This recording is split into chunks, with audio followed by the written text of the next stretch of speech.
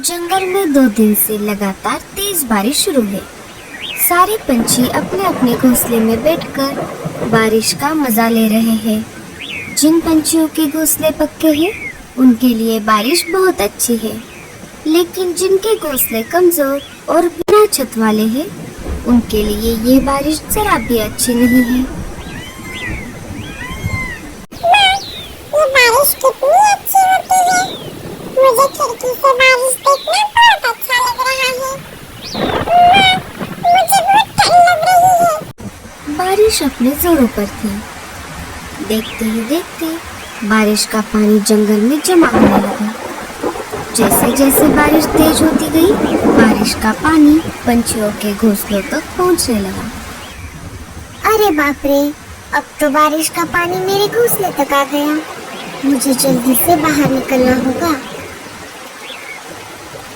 जैसे ही रानो चिड़िया अपने घोंसले से बाहर आ गई, उसका घोंसला पानी में बह गया।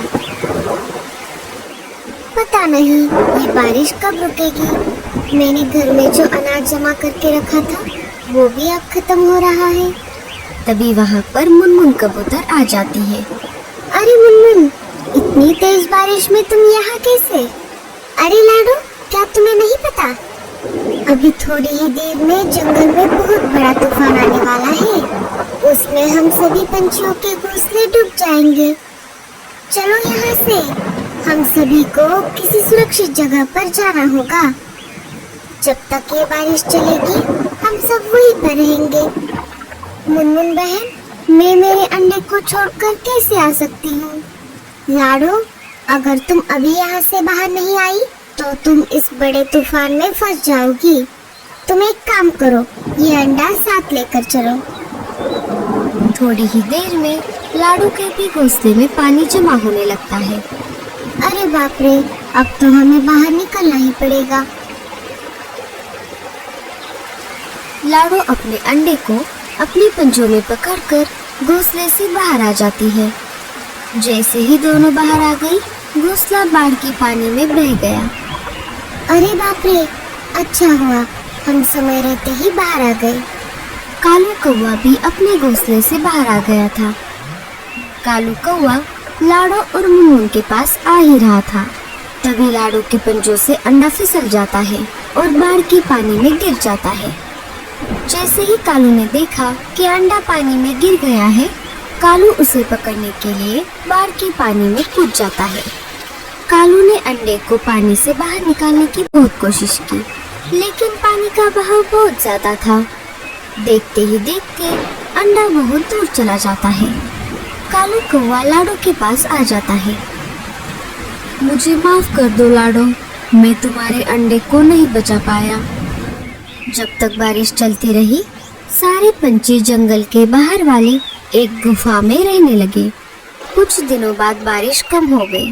जंगल में बाढ़ का पानी भी धीरे धीरे उतरने लगा। एक एक करके पंछी जंगल में वापस आने लगे और अपना अपना घोंसला फिर से बनाकर रहने लगे। अरे मेरे बेटे, क्या हुआ? मम्मा, दूसरे जंगल से हमारे जंगल में एक नया पंछी का बच्चा हमारे साथ खेलने के लिए आता है। हम दोनों दोस्त बन गए थे, लेकिन आज उसने मेरे साथ झगड़ा किया और मुझे मारा भी। अरे अरे, कौन है वो बदमाश बच्चा जिसने मेरे लाडले बेटे को मारा? चल मेरे साथ, मैं अभी उसे बताती हूँ। नहीं मम्मा, वो मेरे साथ झगड़ा करके अपने जंगल लौट गया। जग्गू, मेरे बेटे, तुम चिंता मत करो। अब इस बार वो बदमाश बच्चा जंगल में वापस आएगा। मैं उसका अच्छे से समाचार लूंगी। दूसरे दिन वो बच्चा फिर से जंगल में वापस आ जाता है। आज वो जग्गू के बजाय टुन्ना के साथ खेल रहा था। तभी वहाँ पर गोरी और जग्गू आ जाते हैं। मम्मा, यही है वो जिसने मेरे साथ कल झगड़ा किया था। क्यों रे बदमाश, एक तो तू दूसरे जंगल से आता है और हमारे बच्चों के साथ झगड़ा करता है। क्यों मारा मेरे बेटे को? नहीं आंटी, मैंने आपके बेटे को नहीं मारा। उल्टा उसी ने मेरे साथ कल झगड़ा किया और मुझे मारा। ये देखिए, मेरे सिर पर चोट भी आ गई है। मम्मा, ये झूठ बोल रहा है। तुम्हारे माँ बाप कहाँ है? मुझे उनके पास लेकर चलो। मैं उनसे तुम्हारी शिकायत करती हूँ। मेरे माँ बाप नहीं है। मुझे बचपन से मेरी दादी ने संभाला है। अब तुम इस जंगल में खेलने के लिए नहीं आओगे। चलो, जाओ यहाँ से, भागो यहाँ से। तभी वहाँ पर लाडो चिड़िया आ जाती है। अरे अरे गोरी, तुम क्यों इस बेचारे को डांट रही हो? बेचारा और ये? अरे लाडो बहन, तुम्हें नहीं पता, ये दूसरे जंगल से आकर हमारे जंगल के बच्चों के साथ झगड़ा कर रहा है, हमारे बच्चों को मार रहा है। क्या तुम ऐसा कर रहे हो? नहीं नहीं आंटी, मैं ऐसा नहीं करता। उल्टा इस जंगल के लड़के मेरे साथ बुरा बर्ताव करते हैं। मैं जिस जंगल में रहता हूँ वहाँ पर मेरा कोई दोस्त नहीं है, इसलिए मैं यहाँ पर आता हूँ। जग्गू, चलो यहाँ से।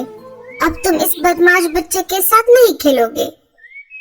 गोरी और जग्गू वहाँ से चले जाते हैं। तभी वहाँ पर कालू कौवा आ जाता है। अरे लाडो, तुम यहाँ पर क्या कर रही हो? क्या तुम्हें अपना नया घोंसला नहीं बनाना? मैं लकड़ियाँ लाने के लिए बाहर आई हूँ कालू भैया। तभी कालू की नजर उस बच्चे पर पड़ जाती है। कालू एक बार के लिए उस बच्चे को देखता है और एक बार के लिए लाडो की तरफ देखता है। अरे कालू भैया, क्या हो गया? कहाँ खो गए? लाडो, तुमने ये बच्चा देखा? ये बिल्कुल तुम्हारी तरह दिखता है।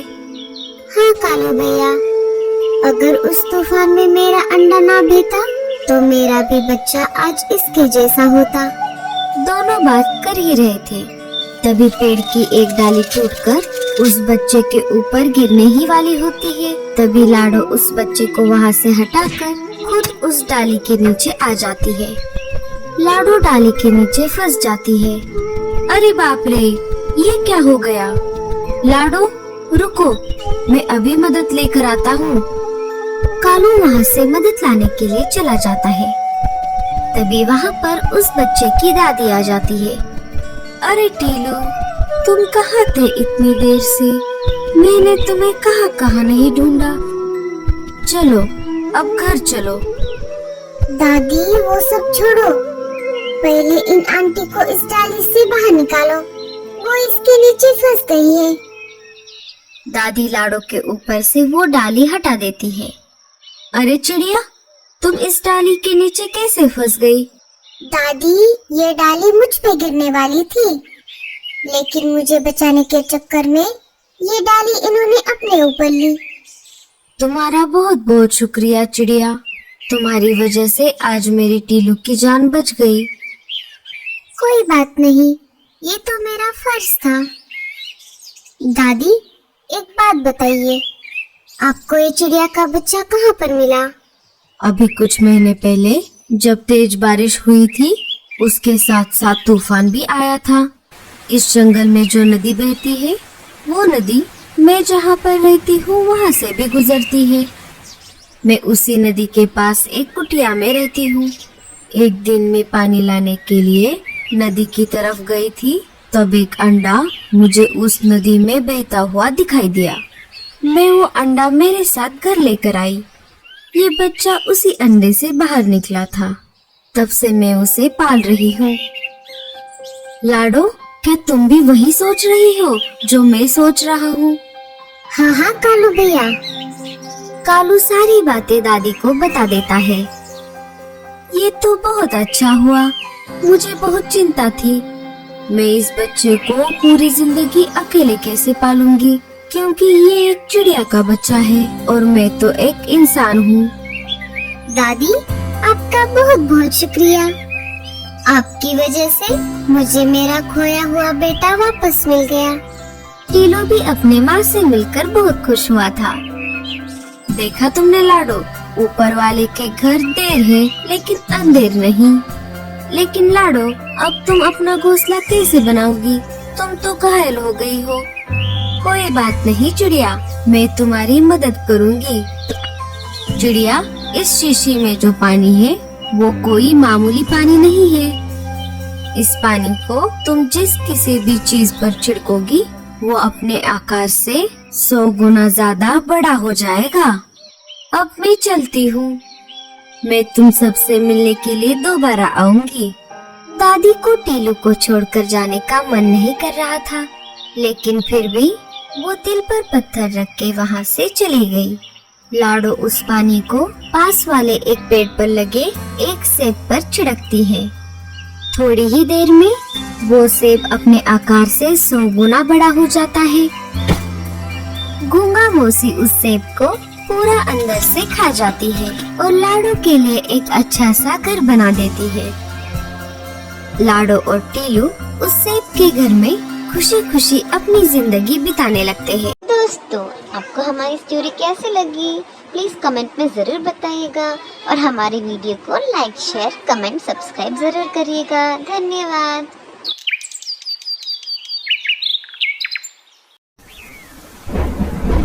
जंगल में अभी बारिश हो रही है। चिड़िया के तीनों बच्चे बहुत डरे हुए हैं। उनकी माँ खाने की तलाश में घर से बाहर गई है। बच्चों ने पहली बार बारिश देखी है। उन्हें पता नहीं कि बारिश के समय पर क्या करना चाहिए। भैया, अंदर आ जाओ, बाहर खतरा हो सकता है। माँ ने कहा है कि मेरे आने तक घोंसले से बाहर नहीं जाना। अरे, मैं बाहर झांक कर देख रहा था कि ये आवाज कहाँ से आ रही है। मैंने देखा कि आसमान से बहुत सारा पानी नीचे गिर रहा है। कुछ भी हो भैया, लेकिन तुम माँ के आने तक बाहर मत जाना। टीलू बाकी भाइयों से सबसे बड़ा और समझदार था। उस पर अपने छोटे भाइयों की देखरेख करने की जिम्मेदारी थी। अपनी माँ का इंतजार करने के सिवाय बच्चे कुछ और कर भी नहीं सकते थे। इधर लाडो चिड़िया बारिश से बचने के लिए पेड़ की डाली पर रुकी हुई थी। उसे भी अपने बच्चों की चिंता हो रही थी। मेरे बच्चे ठीक तो होंगे ना? बारिश शुरू होकर भी बहुत समय हो गया है। मुझे जल्द से जल्द अपने बच्चों के पास जाना होगा। वो बहुत डरे हुए होंगे। इधर बारिश रुकने का नाम नहीं ले रही थी। कालू कौवा तेज बारिश में अपने घोंसले की तरफ जा रहा था। तभी उसे लाडो चिड़िया एक पेड़ पर बैठी हुई दिखाई देती है। वो उसके पास चला जाता है। अरे लाडो, तुम यहाँ? तुम अभी तक घर नहीं गई? इसका मतलब तुम्हारे बच्चे घर पर अकेले होंगे। हाँ कालू भैया, मुझे मेरे बच्चों की बहुत चिंता हो रही है। लाडो, मैं तुम्हें डराना नहीं चाहता, पर तुम्हें बताना ये बहुत जरूरी है। सुना है एक खतरनाक चीलों का झुंड हमारे जंगल में घुस आया है। हाँ कालू भैया, मुझे ये बात पता है। जब मैं कल बुलबुल चिड़िया के घर गई थी, तब मैंने देखा कि एक चील बुलबुल चिड़िया के बच्चों को खा रहा था। बुलबुल घर पर नहीं थी, फिर भी एक बच्चा जीवित था। मैंने उसे बचाने की ठान ली। तब मैं उस चील के पास चली गई। अरे ओ चील, छोड़ दे उस बच्चे को, नहीं तो तेरा बहुत बुरा हाल होगा। चील को गुस्सा आ गया और वो मुझसे कहने लगा, अरे ओ चिड़िया, तुम्हारा दिमाग तो ठीक है ना? भाग यहाँ से। अगर मेरा पेट भरा हुआ नहीं होता तो मैं तुम दोनों को भी खा जाता। पर देख लेना, आगे चलकर तुम मुझे कहीं पर दिखाई दोगी तो मैं तुम्हें नहीं छोड़ूंगा। मैं तुम्हें उसी समय खा जाऊंगा और डकार तक नहीं लूंगा। ऐसा कहकर चील वहाँ से उड़ गया कालू भैया। तभी वहाँ पर बुलबुल चिड़िया आ गई। उसने देखा तो वो बहुत दुखी हो गई, क्योंकि चील उसके 2 बच्चों को खा चुका था। अरे ये क्या हो गया? मेरा तो सब कुछ लूट गया। ये सब किसने किया? मैं उसे नहीं छोड़ूंगी। अरे बहन, तुम्हारे बच्चों को चील ने खाया है। अगर मैं ऐन मौके पर नहीं आती तो वो चील तुम्हारे तीसरे बच्चे को भी खा जाता। तुम्हारा बहुत बहुत शुक्रिया। मैं तुम्हारा ये एहसान जिंदगी भर नहीं भूलूंगी लाडो चिड़िया। पर मैं अब उस चील को नहीं छोड़ूंगी। मैं उसे जान से मार दूंगी। वो मेरे आखिरी बच्चे को कभी भी खाने आ सकता है। अरे बहन, जल्दबाजी में गलत कदम मत उठाना। वो सिर्फ तुम्हारे बच्चों का ही नहीं, जंगल के बाकी पंछियों का भी शिकार कर रहा है। उसे हमें झांसे में फंसाना होगा और फिर हम उसको उसके किए की सजा देंगे। बिना सोच विचार किए जल्दबाजी में फैसला लेना गलत बात है। ठीक है बहन, मैं कौन सा भी गलत कदम नहीं उठाऊंगी। अच्छा, तो ये सब हुआ था। बुलबुल चिड़िया के साथ तो बहुत बुरा हुआ। हम उस चील को तो क्या, बाकी सारे चीलों को भी नहीं छोड़ेंगे। हम उन सबको जंगल से खदेड़ देंगे। तुम जल्दी घर जाओ। हाँ कालू भैया, बारिश रुके या ना रुके, मुझे कैसे भी करके मेरे बच्चों के पास जाना होगा। ठीक है लाडो, मैं चलता हूँ। कालू वहाँ से निकल जाता है। बारिश बहुत तेज थी। खुद की जान की परवाह ना करते हुए लाडो तेज बारिश में अपने बच्चों की तरफ निकल पड़ी। बारिश की वजह से उसे उठने में दिक्कत हो रही थी। उसके पूरे पंख भीग चुके थे, फिर भी वो रुकने का नाम नहीं ले रही थी। उसे अपने बच्चों के पास जो जाना था। वो देखो, अपना शिकार हमारी तरफ खुद चल कर आ रहा है। इस तेज बारिश में इसे खाने का मजा बहुत आएगा। अरे दोस्तों, मेरे पास तो मिर्च मसाला भी है। उस चिड़िया को खाकर हम तीनों का पेट भर जाएगा। लाडो चिड़िया शिकारी पंछियों के पास आ जाती है। अरे ओ चिड़िया, रुक जाओ। इतनी तेज बारिश में कहाँ जा रही हो? लाडो चिड़िया शिकारी पंछियों को देखकर बहुत डर जाती है। लाडो चिड़िया बहुत ही होशियार और समझदार थी, साथ ही साथ वो निडर भी थी। उसने चीलों के साथ सामना करने का फैसला लिया। जी मैं अपने घर जा रही हूँ। ऐसे कैसे जाओगी? अब तुम हमारे इलाके में आ चुकी हो। अब तुम अपने घर जाने की बजाय सीधा हमारे पेट में जाने वाली हो। उनकी ये बात सुनकर लाडो चिड़िया बहुत डर जाती है। उसे कुछ भी समझ नहीं आ रहा था। तभी लाडो के मन में एक आइडिया आ जाती है। मुझे कैसे भी करके इन सब से छुटकारा पाना होगा। अरे भाइयों, आप मुझे कैसे खा सकते हो? मुझे पहले से ही किसी ने खाने के लिए रिजर्वेशन करके रखा है। क्या? ऐसे कैसे? कौन है वो जो हमारे होते हुए भी तुम्हें खाने के लिए रिजर्वेशन करके बैठा है? वो दूसरे तीसरे कोई नहीं, मेरे खुद के पति है, जो कि एक चील है। मैंने जन्म भर उनकी सेवा की, 3 प्यारे प्यारे बच्चे दिए, फिर भी वो मुझे खाना चाहते हैं। क्या कोई अपनी खुद की बीवी को खा सकता है भला? कौन अपनी बीवी को खाना चाहेगा, जो जंगल में बाकी सारे इतने पंछी हैं? हाँ भैया, कोई नहीं चाहेगा, पर मेरा पति चाहता है। यही नहीं, उसने मेरे तीनों बच्चों को भी खा लिया है। अगर तुमने मुझे खा लिया तो वो तुम्हें नहीं छोड़ेंगे। मुझे खाने का हक सिर्फ उन्हीं का है। किसकी इतनी हिम्मत है जो हमसे टकराए? अगर है हिम्मत तो चलो मेरे पति के पास, एक बार लड़कर भी देख लो। अगर तुम जीत जाओगे तो मुझे खा लेना। बताओ, है मंजूर? हाँ हाँ, चलो, हम देख लेंगे उसको। लाडो चिड़िया निकल पड़ी उस शिकारी चील की तलाश में, जिसने बुलबुल चिड़िया के बच्चों को खाया था। लाडो चिड़िया आगे आगे उड़ रही थी और शिकारी चील उल्लू के साथ साथ पीछे उड़ रहा था। आखिर लाडो चिड़िया उन्हें लेकर शिकारी चील के इलाके में आ ही गई। अरे, ये चिड़िया तो मेरी तरफ ही आ रही है। कल तो ये मेरे हाथ से छूट गई थी, पर अभी मुझे बहुत भूख लगी है। मैं इसका शिकार करके इसे खा जाऊंगा। तुम यहाँ पर ही रुको। अगर उसने तुम्हें यहाँ पर देख लिया तो वो सतर्क हो जाएगा। मैं अकेले अकेले आगे जाती हूँ। जब वो मुझ पर हमला करने लगे तो तुम जल्द से वहाँ पर आ जाना। लाडो चिड़िया उन्हें वहाँ पर छोड़कर चील के पास आ जाती है।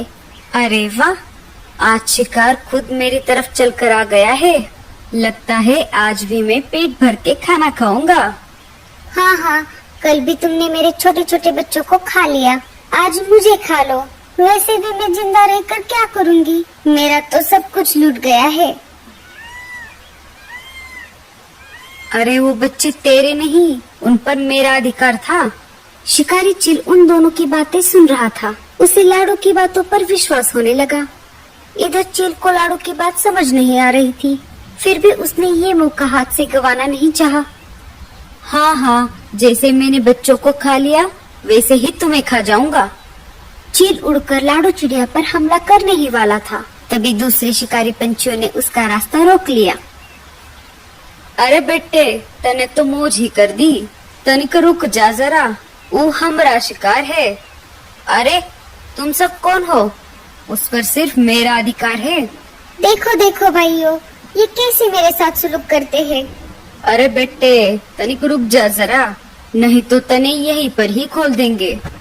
ऐसा कहते ही उन दोनों में तेज लड़ाई शुरू हो गई। उन दोनों की लड़ाई देखकर उल्लू वहाँ से भाग गए। दोनों में इतनी तेज लड़ाई हो गई कि दोनों घायल हो गए और जमीन पर गिर गए। दोनों के शरीर से बहुत ज्यादा खून बह रहा था। लाडो दोनों के पास आकर बोली, क्यों, कैसी रही? मैंने तुम दोनों को उल्लू बनाया। ना ही मैं इसकी बीवी हूँ और ना ही इसने मेरे बच्चों को खाया है। मैंने जानबूझकर तुम दोनों में झगड़ा लगवाया ताकि जंगल के बाकी पशु पक्षी सुरक्षित रह सके। अब समझ आया, शक्ति से हमेशा युक्ति ही अच्छी होती है। अरे ओ चिड़िया, तने ये ठीक नहीं किया। उन दोनों चेलों में इतनी ज्यादा हाथापाई हो गई कि उन्हें अपनी जान गंवानी पड़ी। चलो, इनका काम तो तमाम हो गया। अरे बाप रे, इन दोनों के चक्कर में मैं तो अपने बच्चों को भूल ही गई। लाडो चिड़िया तेज उड़ते हुए अपने घोंसले की तरफ निकल पड़ी।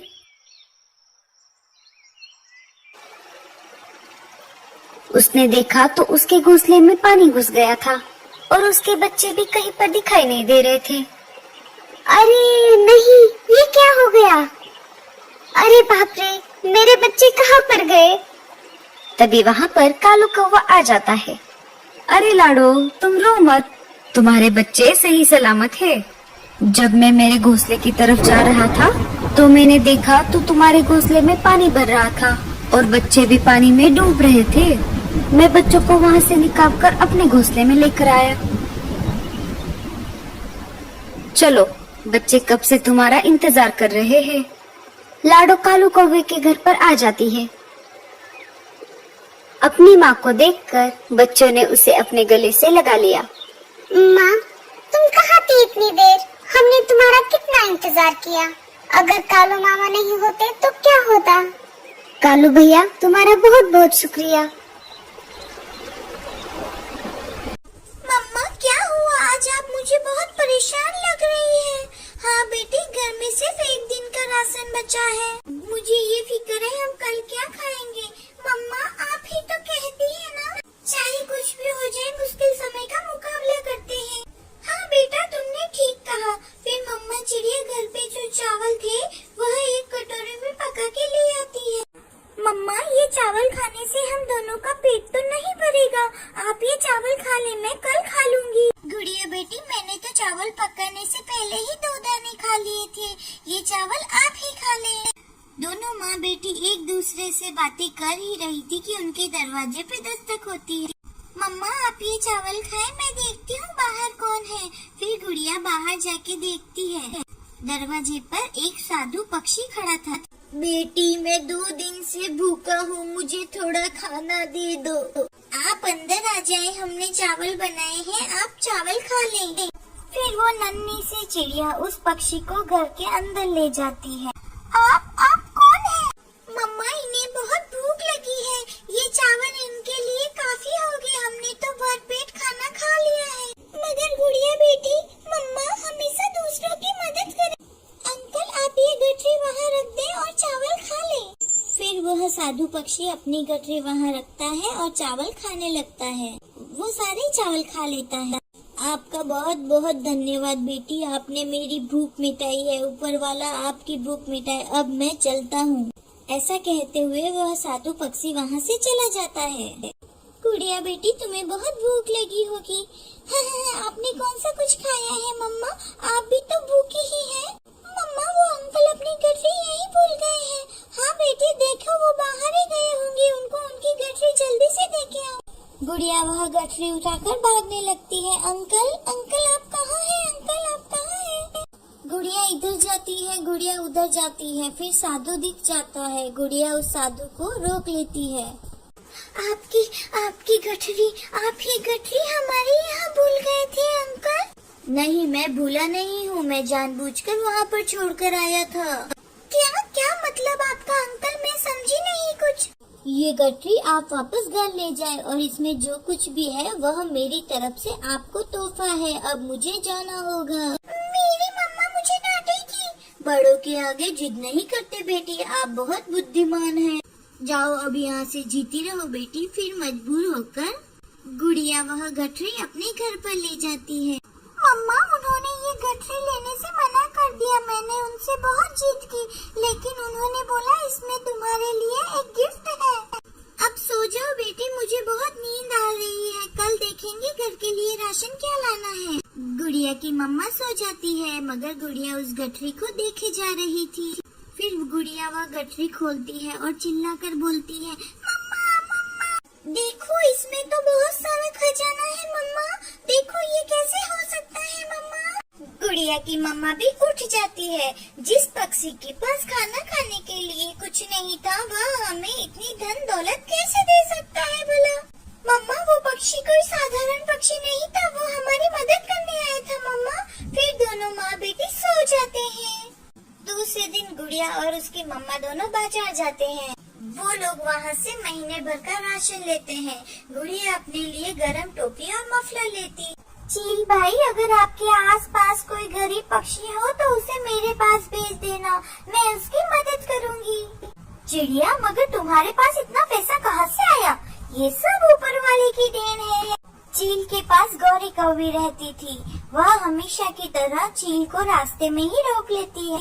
प्लीज आज एक रोटी मुझे दे दो, मैं बहुत ही भूखी हूँ। चिड़िया के पास जाओ, चिड़िया के पास, वह सब गरीबों की मदद कर रही है। चिड़िया, वो तो खुद बहुत गरीब है, कोई चमत्कार हुआ है उसके साथ। अब वो गरीब नहीं बल्कि गरीबों की मदद करती है। हैरान होकर गौरी कौवी चिड़िया के पास जाती है। चिड़िया अपने घर के बाहर ही बैठी होती है। अरे चिड़िया, तुमने नया घर कब बनवा लिया? गौरी बहन, मैंने आज ही मेरे घर की छत नई करवाई है। मेरी छत में से बहुत पानी टपकता था। अरे वाह, रातों रात ये सब कैसे किया? फिर चिड़िया रात वाली साधु पक्षी की बात बताती है। गुड़िया उस साधु की गठरी उसको देने गई तो उसने इनकार कर दिया। अरे ऐसा पक्षी मुझे क्यों नहीं मिलता? अरे छोटी चिड़िया, ऐसे सारे चमत्कारी काम तुम्हारे साथ ही क्यों होते हैं? आप बैठिए, मैं आपके लिए रोटी लेके आती हूँ। मुझे नहीं लेनी तुमसे रोटी वोटी, मैं तो अब उस साधु पक्षी को ही ढूंढूंगी। ऐसा कहकर गौरी वहाँ से भाग जाती है। गौरी इधर जाती है, गौरी उधर जाती है। गौरी को भी पूरे जंगल में उस साधु को छान लेती है। वह उड़ते उड़ते दूसरे जंगल की तरफ जाती है। एक सूखे पेड़ के पास गौरी कौवी को वह साधु पक्षी मिल जाता है। गौरी तुरंत वहाँ जाती है। साधु पक्षी जी, साधु पक्षी जी, मैं आपको कब से ढूंढ रही हूँ। क्या आपको भूख लगी है?